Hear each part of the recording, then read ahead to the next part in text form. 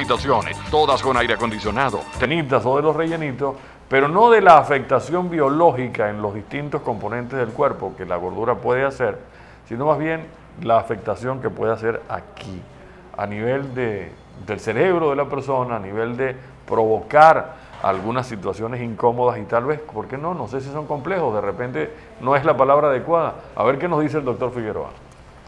Sí, Fernando, este tema pareciera así como medio trivial, superficial, pero realmente no es. Es un tema realmente preocupante y no solamente es un problema de la gente pudiente, de la gente que está gorda. Uno dice, el que está gordo es porque come mucho y tiene mucho dinero. No, es un problema también de las clases populares, porque es un problema del balance de los alimentos. Uno ve en los barrios niños y adolescentes muy gordos, porque comen mucha pasta, pues por la crisis económica no tienen dinero y lo que hacen es comer pasta todo el día o simplemente harinas, pues. Entonces es un problema que comprende a toda la población y sobre todo tiene dos aspectos fundamentales, Fernando. El primer aspecto es un problema de salud, ¿no? Porque sabemos que el sobrepeso produce problemas de salud, pues. Uno aumenta de peso, yo tengo un poquito de sobrepeso. Se dice que más o menos el 60% de la gente actualmente tiene un problema de sobrepeso, entre 40 y 60%. Eso es altísimo, pues. Entonces hay una parte médica en el sentido de que el sobrepeso te produce limitaciones, te sientes pesado, no duermes bien, se te puede subir el colesterol y eso puede tapar las arterias y puede complicarse con problemas más graves, pues. Sobre todo, nosotros vemos también obesidad, porque la diferencia entre sobrepeso y obesidad es una cuestión de intensidad, ¿no? La obesidad se considera que es un 20% por encima del peso ideal que tú tienes. Y sobrepeso es menos de 20%. Y uno ve muchas personas muy gordas y que pueden tener complicaciones graves de salud. Entonces, ese es un primer aspecto. Pero hay otro aspecto también que no es menos importante, que es el aspecto estético. El problema de la gente que se siente fea, el problema sobre todo de las damas que nos estás escuchando y estoy seguro que van a llamar, que se la pasan haciendo dietas hoy, dietas mañana, y entonces eso es un desorden, y rebajan unos días y vuelven a engordar, andan angustiadas, desesperadas, no hacen sino pensar en eso, y eso las perturba desde el punto de vista psicológico. Como tú bien decías, eso tiene aspectos nutricionales y médicos que yo no voy a tratar, yo voy a hablar básicamente de la cuestión psicológica de esto y las consecuencias, y sobre todo al final le vamos a dar unos tips, como siempre, de primeros auxilios psicológicos para que ustedes puedan manejar la situación. Y yo no voy a hablar de dieta porque yo no soy experto en nutrición, pues. Yo voy a hablar de algunas cosas psicológicas, de hábitos, yo voy a hablar de conducta, yo voy a hablar cómo hacer para estos muchachos jóvenes y adultos que nos gusta mucho el refresco, pues. Y nos tomamos muchos refrescos al día o nos tomamos mucha azúcar al día. ¿Cómo hacer para manejar esto, sobre todo desde el punto de vista psicológico, Fernando? Ok, dicen que uno de los placeres de la vida precisamente es el comer. Y entiendo que algunas personas tendrán este tipo de alteración en su organismo, si es que lo puedo llamar de esa manera. Creo que la palabra cabe, alteración, porque verdaderamente comen de una manera que no es la manera adecuada. Los nutrientes, las proteínas en la cantidad justa, tal vez hasta producto de lo que es el encarecimiento de la vida y la falta de recursos. En otros casos tal vez sea el metabolismo de la persona, que come a lo mejor de una manera, pero el metabolismo funciona en una forma que a lo mejor le provoca más engordar que a una persona en otra condición. Ahora, básicamente, ¿qué le podemos decir a esa gente que nos está viendo, que tiene ese sobrepeso, que está desarrollando de alguna manera alguna autoestima baja, que tiene una especie de complejo de, oye, yo, sobre todo en las mujeres, aunque en los hombres también existe, ¿no?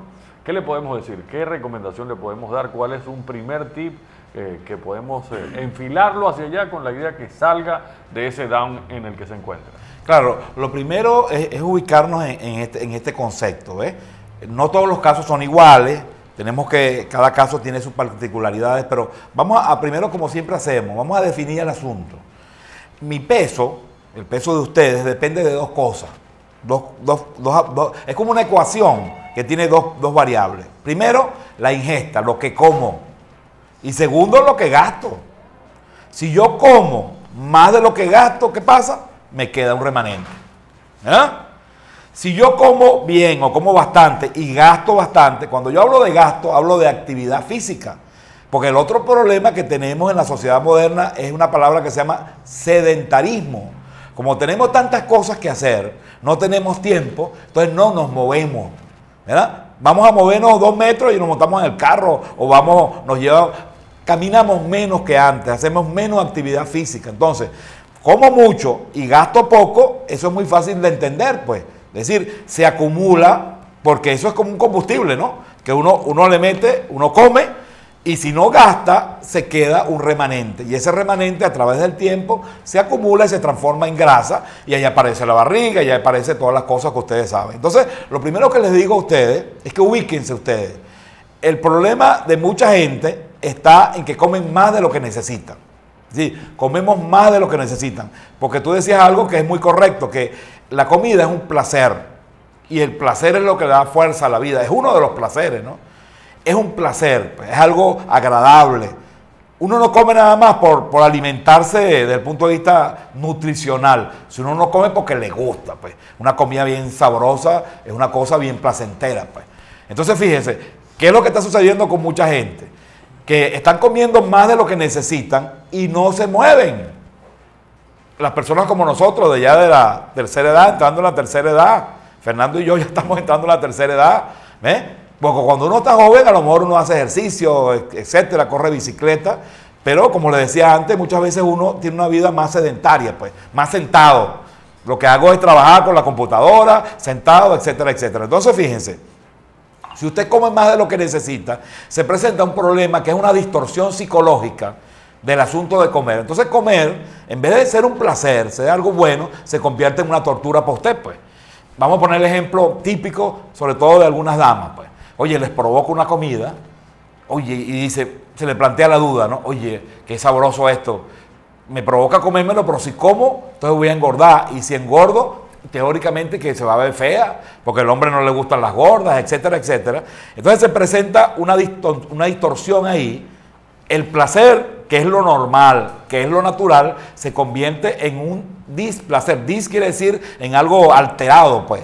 Entonces esa persona come y se llena, y después que termina de comer, se siente mal, se llena de sentimientos de culpa, oye, no disfruta, parece que cometió un grave delito. Muchas veces ocurren trastornos. Hay muchachas, sobre todo jóvenes, Fernando, yo quiero hacer un llamado, porque lo veo en la consulta. Muchachas jóvenes, sobre todo, que comen y después no hayan qué hacer, y van y se van al baño y se meten los dedos y vomitan. Eso es una cosa que se llama bulimia, que a lo mejor es un término que ustedes habrán oído por ahí, es un trastorno gravísimo de la alimentación. Hay otras personas que producen una cosa que se llama anorexia, que cogen por no comer nada. Y uno le dice a la muchacha, se ve más en las mujeres, aunque en los hombres también se ve, mira chico, pero come, si no comes te vas a enfermar. Y la muchachita o el muchachito dice, no, yo no voy a comer más.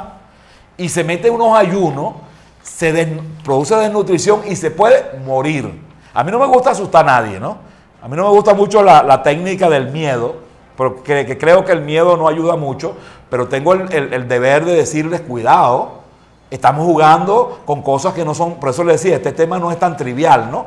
De la gordurita y la cosa, esto puede producir complicaciones de salud muy serias. Entonces, una de las cosas que nosotros hacemos es que el comer es un placer y es una conducta. Y las conductas se pueden aprender o desaprender. Las conductas, cuando se repiten, se transforman en hábitos.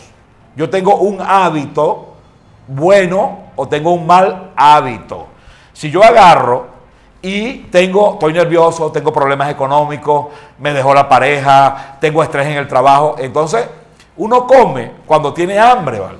Mucha gente come para resolver otros problemas. ¿Por qué? Como la comida es un placer y yo estoy nervioso, por ejemplo, tengo un problema y como y me calmo, yo tiendo, cada vez que tenga problemas, me da por comer.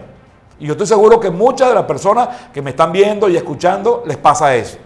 Oye, me dice, doctor, mire, no, yo estoy tranquilo, pero de golpe cuando me da nervios por cualquier cosa, yo empiezo y como, entonces me calmo. Y es correcto, eso ya empezaron la llamada. Eso se produce porque la comida es un placer y te calma la angustia. Pero, Jofre, por favor, pero esto es absolutamente inadecuado, porque entonces cada vez que tú tengas estrés, cada vez que tengas problemas, cada vez que pelees con la mujer o que pelees con, al revés, la mujer con el esposo se pone nerviosa y se atraganta de comida, al final la mujer, como está en la casa, de golpe se ve gordísima. Y dice, bueno, yo estoy gorda, no es por la comida, sino por los problemas que tengo, las preocupaciones. Entonces, eso se llama una alteración del hábito. Y eso explica, Fernando, el por qué esa persona va al médico, al internista, al nutriólogo, y el nutriólogo le dice, sí, es verdad, ok, señora, tiene peso alto, haga esta dieta. Y resulta entonces que la doña empieza, o la persona empieza a hacer la dieta y se siente más nerviosa todavía.